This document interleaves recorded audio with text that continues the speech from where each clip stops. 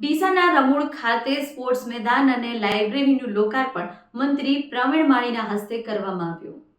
રાજ્યના વન અને પર્યાવરણ મંત્રી પ્રવીણભાઈ માળીના હસ્તે ડીસા તાલુકાના રમૂળ ગામ ખાતે આ ગામના સર્વાંગી વિકાસને ગતિ આપવા નવનિર્મિત સ્પોર્ટ્સ મેદાન તેમજ અદ્યતન સુવિધાઓથી સજ્જ લાઇબ્રેરીનું લોકાર્પણ કરાયું।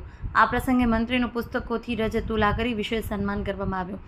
ગામના નાગરિકો, યુવાનો, વિદ્યાર્થીઓમાં આ નવા વિકાસ કાર્યોને લઈને ઉત્સાહનો માહોલ જોવા મળ્યો। લોકાર્પણ પ્રસંગે મંત્રી પ્રવીણ માળીએ જણાવ્યું કે જ્યારે વિકાસના કાર્યોમાં બાળકો, યુવાનો, વડીલો સહિત સૌના હિતને ધ્યાનમાં રાખી આયોજન કરવામાં આવે છે ત્યારે સાચી સમરસતા અને એકજૂટતા સર્જાય છે। રમૂળ ગામે લાઇબ્રેરીના નિર્માણ, તેની સુરક્ષા માટે સીસીટીવી કેમેરા સ્થાપિત કરવાની વ્યવસ્થા તેમજ સ્પોર્ટ્સ મેદાન જેવી સુવિધાઓ ઊભી કરી એકતા અને વિકાસનું પ્રેરણાદાયક ઉદાહરણ પૂરું પાડ્યું છે, જે સમગ્ર વિસ્તાર માટે માર્ગદર્શક સાબિત થશે। મંત્રીએ જણાવ્યું કે રાજ્ય સરકારના સતત પ્રયત્નોથી ગામના ત્રણેય તળાવો નર્મદાના પાણીથી ભરવાની મંજૂરી પ્રાપ્ત થઈ છે, જે રમૂળના ભવિષ્ય માટે અત્યંત મહત્વપૂર્ણ પગલું છે। પાણીની ઉપલબ્ધિ વધતા ખેડૂતો વધુ ઉત્સાહ સાથે ખેતી કરશે, આધુનિક ટેકનોલોજી અપનાવશે અને પોતાની ખેતીની ઉપજની ઉત્પાદન ક્ષમતા વધારશે। પરિણામે ગામની આર્થિક સ્થિતિ મજબૂત બનશે અને દેશના વિકાસમાં તેમનું યોગદાન વધુ સશક્ત બનશે।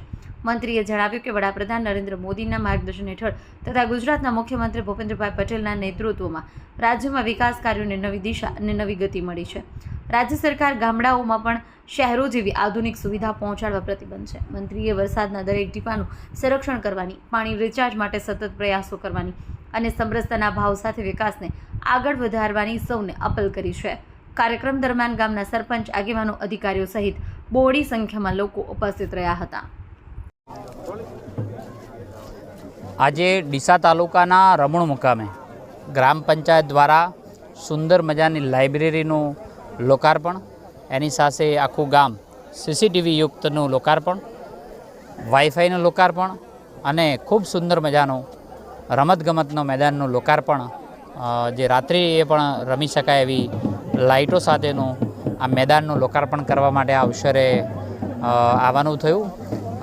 ખૂબ સમરસ જેવું ગામ અને આખું ગામ એક થઈ અને બાળકો માટે, યુવાનો માટે, મહિલાઓ માટે, વડીલો માટે વિચારતું હોય એવા ગામની અંદર આજે વિવિધ કાર્યક્રમના લોકાર્પણ પ્રસંગે આવવાનું થયું।